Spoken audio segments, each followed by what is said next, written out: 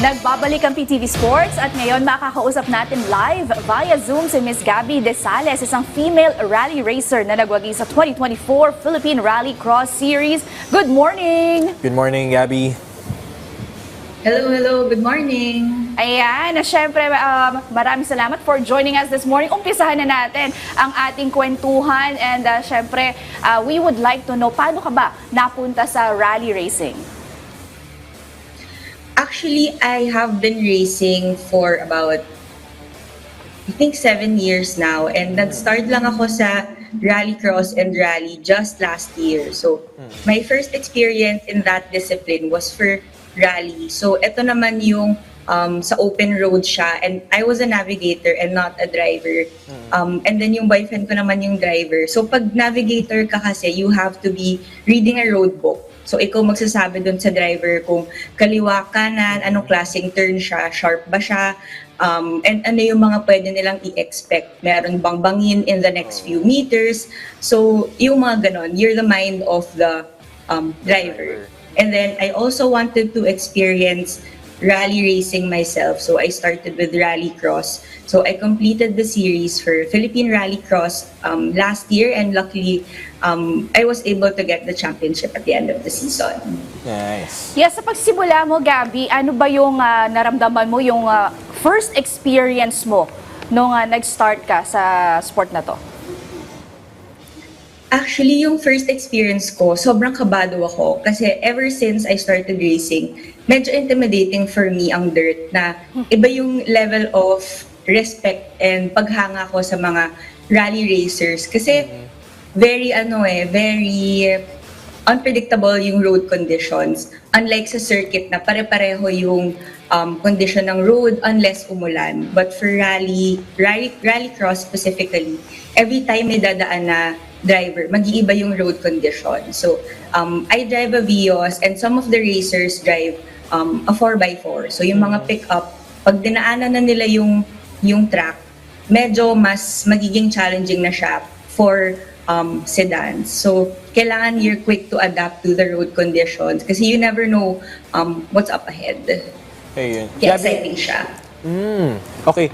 Gabby, pwede mo bang ibahagi sa amin yung kung meron ka bang naging inspiration para pasukin itong motorsports? Kasi alam naman natin, hindi masyadong nilalako ka, no? Hindi to nilalako ka ng mga kababaihan. So, meron ka bang inspiration para pasukin itong motorsports?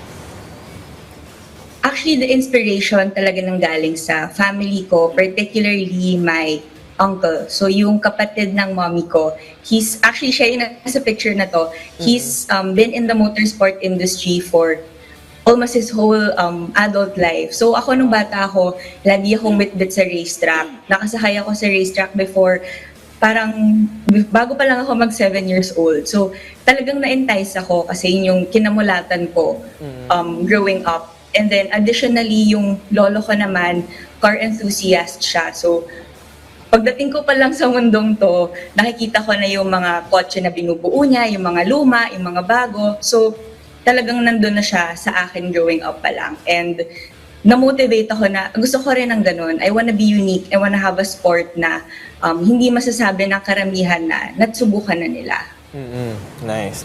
Yes, and syempre, this is woman empowerment na naman, no? And Parang naalala ko tuloy yung mga female drivers natin sila, Bianca Bustamante. Oo, iilan lang sila na sa ganitong klase ng sport.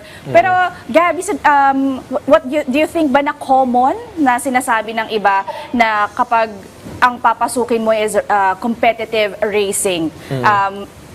Ano yung mga challenges mo dito? Ano yung or paano mo na-overcome yung mga challenges? Yung unang challenge na na-experience ko when I started in motorsport was nahihiya ako na puro lalaki yung kasama ko. Yes, I admit it can get intimidating at the start. But I feel like sobrang swerte ko kasi I was already in that industry before I even started racing competitively. So, kilala ko na yung karamihan ng mga tao and they were very much supportive of me when I started racing kasi alam nila na talagang gusto ko siya. So, sila yung nag-guide sa akin throughout my entire racing journey sa mga iba-ibang discipline or types of racing na nasalihan ko, na-overcome ko rin siya eventually nung na-build ko na yung confidence na kaya ko rin pala. So if kaya nila, kaya ko rin. I just have to start by conquering my initial fears. Ayun. You've mentioned earlier na nag-start ka as a navigator, ano? Kailan mo na-realize na kaya ko pala maging race car driver din? Kasi navigator, gusto niya, no? comms lang, di ba? Oo. Ang true comms lang, di ba? Ang pagiging navigator. Yes. Through comms, through comms ang navigator. But prior to me being a navigator for rally, nag-race na talaga ako prior. So, I just wanted to explore a different side of racing. And it's also something that I wanted to do with my boyfriend. Kasi curious ako na nakakaaliw ang galing ng tandem ng driver and ng navigator na kailangan you're so quick to adapt. Nagbabasa ka ng roadbook na may iba-iba siyang mga graphs, iba-iba yung itsura ng direction. So na-challenge ako and na-curious ako. And then after my first time, kaya ko pala. So I wanted to continue it. But unfortunately, schedules-wise, medyo mahirap timingan yung schedule ng rally. Kaya rallycross was a bit more flexible for us. Ayun. Saka bihira din na real-life couple, Yeah. teammate sa isang sport. Kasi, syempre, ibang approach, di ba? Different Siguro- individual, different athletes. Pero sa kanila, yung chemistry. Yeah, siguro yun din yung naging isang dahilan kung bakit naging maganda yung chemistry Malaki nilang yung dalawa. factor. Malaking factor yun sa Yes. kanila dahil couple na sila. Oo. So alam nila yung Yung trabaho ng isa't isa, no, whether a May connection na, navigator kumbaga. or a driver, yung nagko-complement yung kanilang roles dito sa sport na to. Pero Gabby, so far, as a lady rider, ano ba yung or your greatest achievement mo? My greatest achievement as a female racer would be racing internationally for Gymkhana. So my first experience was in 2019 where I was sent alongside two other male drivers to Indonesia. So nag-race kaming tatlo and represented the country. I was very scared to enter into it kasi it was my first international race. But luckily, we were able to bring home the team championship from that race. Nabanggit mo na karamihan dun sa racers na yon lalaki. So this is a male-dominated sport. Pero hindi ka ba na-intimidate? Hindi ka ba napanghinaan ng loob? So what was your drive to pursue motorsport? It wasn't really, eventually, as years went by, I wasn't intimidated anymore kasi those people that I race with, yung mga lalaki, eventually naging kaibigan ko na rin sila. Yung iba, para kong kuya, para kong ng mga kapatid. So, it's really a good community of racers na suportahan ng isa't isa. Never kong naramdaman in the motorsport industry na minamaliit ako as babae, and everyone was supportive of me in my journey. Kasi partner, usually weeks before ng race, talagang nagwa-warm up, makakasama mo sila mag-warm up din eh. So, with that being said, Gabby, in terms of sa budget, paano ba magsimula dito? Kailangan ba may pera ka? Or gano'ng kalaki ang kung kailangan gaano ba mo? kalaki ang kailangan para pasukin ng ganitong klaseng industry? Actually, ngayon, there are a lot of options for grassroots racing. If gusto nyo lang ma-experience, hindi nyo kailangan ng fully modified car, you don't even need a race car. May mga karera, particularly called Gymkhana or autocross, na pwede nyong salihan. And usually accessible siya kasi you can just use your stock car. Kahit automatic pa yan, okay lang, as long as umaandar siya. Carry na yan. So, you can look for races on Facebook. And then, usually, ang kagandahan dyan ay, because we want to encourage more female racers to enter into motorsport, may mga ladies class na free ang mga babae to join. Ayun. Wow. Pero kailangan ba ng kailangan ba may skilled racer ka talaga bago ka sumalang dito, or kahit zero knowledge ka pwede kang pumasok dito? Actually, kahit zero knowledge ka, ang may upcoming race actually is super sprint. So it's para siyang autocross na it's usually done in a parking lot. May mga pylons that you need to follow, may layout siya. And marami ring, I think isa siya sa mga races na maraming babae, if I'm not mistaken, parang 5 yata sila doon. And I know because I wanted to join that race kasi hindi ko pa natatry yung super sprint. Yeah. So, ayun, marami ng female racers doon. And hopefully, sa mga gustong kumarera dyan ng mga babae, if you need a friend, wala kayong mayaya, gusto niyo ng kasamang babae, pwede niyo akong i-message for questions because I also want to help the female community to be in motorsport. Ayan. Ang Ayan, ganda partner, naman nito. sakto. Mamaya, Miss Gabby ha, i-message kita. Ayan, oh. Well, Sure. I'm really into, challenging and unique sport. And this is definitely isang sport na, alam mo yun, I think, makailangan ma-discover, lalo na ng ating mga kababaihan. 'Di ba? Pero, kamusta ba? Since nabanggit mo na and we're talking about women, kamusta ang rally community dito sa Pilipinas, lalo na for the lady drivers? The rally community now is growing ulit kasi medyo nag-die down siya for the past few years. Wala masyadong options for races to join, pero ngayon madami na, may Philippine Rally Cross, may Dirt University, may Rally Racers Club. So ang daming pwedeng pagpilian. So it's a matter of learning finding out kung saan ka pwedeng magsimula schedules-wise kasi alam naman natin lahat tayo busy ngayon, so medyo challenging ang schedule. Pero growing na siya. In terms of female naman, we still have a long way to go kasi handful pa lang yung mga babae that are in the rally community. So hopefully, as the community grows throughout the years, dumami rin kaming mga babae in the rally community. Ayun, maganda yun, partner. No?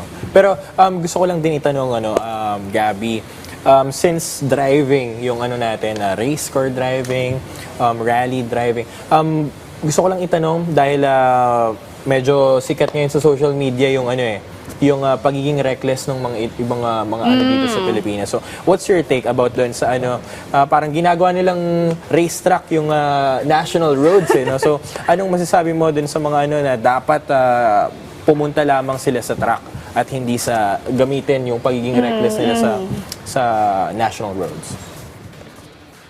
Delikado kasi yan if nilalabas yung gigil sa kalsada kasi hindi siya controlled environment. So kung ano man mangyari sa'yo at sa kotse mo, pwede kang makadamay ng ibang tao.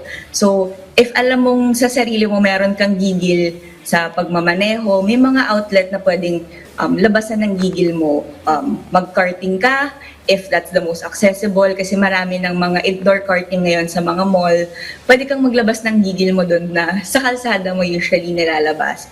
Or you can find ways na hindi naman accessible ang racetrack, pero if alam mong, gusto ko maging race car driver, frustrated race car driver ako, pwede kang mag-explore ng ganong opportunity. Dahil delikado kung maa-at-risk ang mga buhay ng mga nasa paligid natin dahil lang sa ganong klaseng high emotion.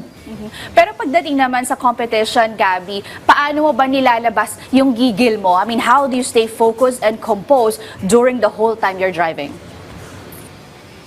My technique is when a few minutes before the race starts, meron akong quiet time. So nakaupo lang ako, naka-earphones ako, and ang turo sa akin ng coach ko before, si Coach Vic Quesada, when I started racing is close your eyes and visualize the track.